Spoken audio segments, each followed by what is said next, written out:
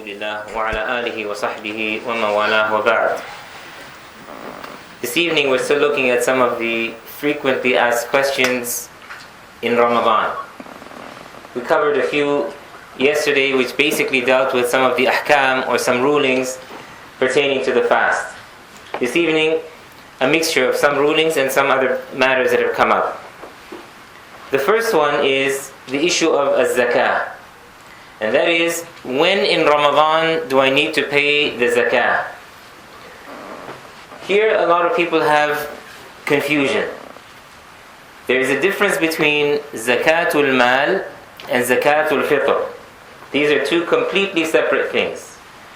Zakatul fitr is what is due upon the Muslim at the end of the month of fasting. So at the end of Ramadan, every Muslim must pay zakatul fitr.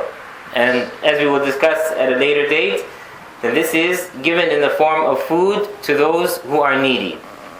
And that is for everyone, and it's given at the end of the month. Either on the first day of Shawwal before Salat al-Eid, or you can give it 1 or 2 days before the end of Ramadan. That is zakatul fitr. And people confuse that with zakatul mal, the zakah which a person owes on his or her property and wealth. Zakatul mal is not necessarily due in the month of Ramadan. This is a misconception that we have to pay zakah in Ramadan. One potentially could pay the zakah during any one of the months in our Islamic lunar calendar. I mean, a person may not have money in Ramadan, and they ended up having money only in the month of Dhul Qa'dah, for example. They had what we call the nisab. These are all technical terms. And it lasted that person, or it stayed with that person till the following year, one whole year, till Dhul Qa'dah. So that person's time for paying zakah will be in the month of Dhul Qa'dah every year. So don't confuse the two. Zakatul mal is not necessarily due in the month of Ramadan. It could be different for each and every individual. That's the first issue. Now we want to come back to some of the ahkam of fasting. One of the things that are being asked is about rinsing the mouth. If I want to rinse my mouth during the daytime of Ramadan, then am I allowed to do so? The answer is yes. But you have to be careful that you don't exaggerate and gargle so that the water goes down your throat. If you rinse your mouth and then you spit out whatever you took in, that's fine. We know that a little bit of water will remain, but that's fine. There's nothing wrong with that. The idea is you're allowed to rinse your mouth. If you can do wudu, then of course you're allowed to rinse your mouth. Dental work. There are different types of dental work. If you have a tooth pulled, if you have some of the dental work done, for the most part that does not nullify your fast, because you're not swallowing anything. But if you are getting any dental work done, then you have to be careful of this. When you are rinsing your mouth, when things are carrying on, that nothing goes down your throat. That is why it's better to avoid doing it in Ramadan.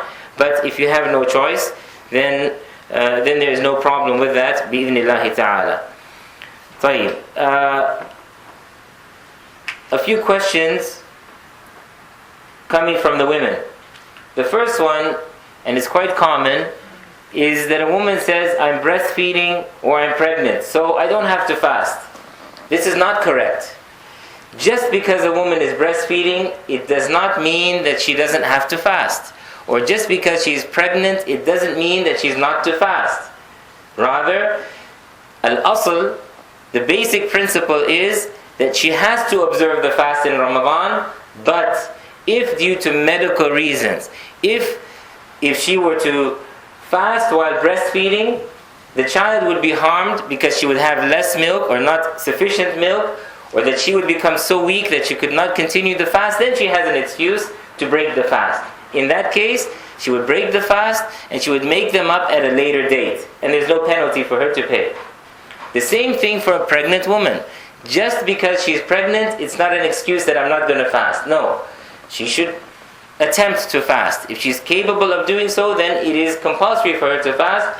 But if for genuine medical reasons she's not able to keep the fast while she's pregnant, then she breaks the fast and then she can make it up at a later date. Again, there's no penalty for her to pay on that.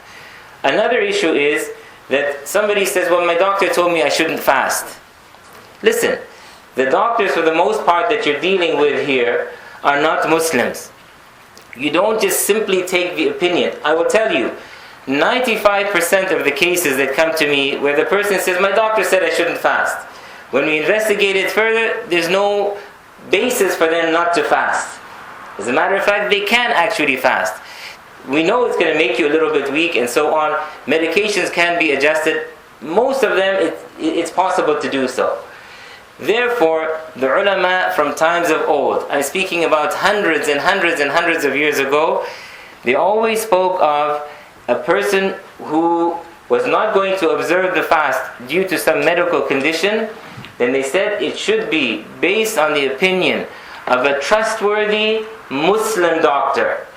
And when we talk about a Muslim doctor here, and trustworthy, it means one who prays 5 times a day. Other than that, they don't fear Allah subhanahu wa ta'ala. So how can you take their opinion? If they don't believe in the salah to the extent that they should, do you think they're going to give you an honest opinion about the fasting? We have to be extremely cautious of this.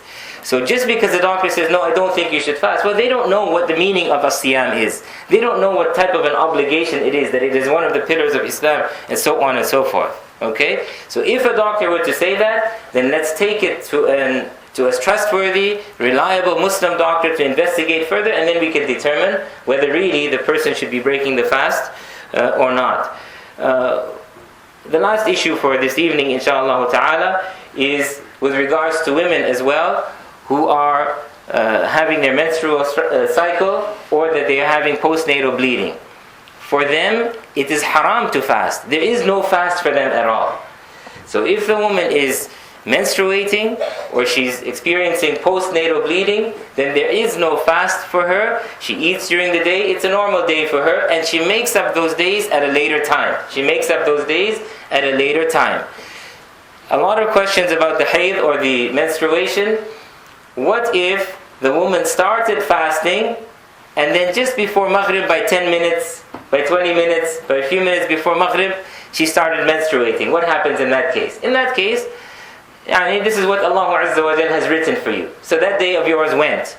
It doesn't count as you having fasted that day in Ramadan. You will simply make it up on another day after the month of Ramadan. Alright? If she was menstruating and then her menstruation stopped in the middle of the day, what does she do? She continues the rest of the day eating and drinking and so on and so forth, because that day it was too late for her to begin the fast, and she will fast another day. She will make up that day at a later date. It is relatively simple. So inshallah ta'ala, we just wanted to touch on a few of these frequently asked questions this evening, and we will do a few more bi-idhnillahi ta'ala tomorrow. هذا والله أعلم وصلى الله وسلم على نبينا محمد وعلى آله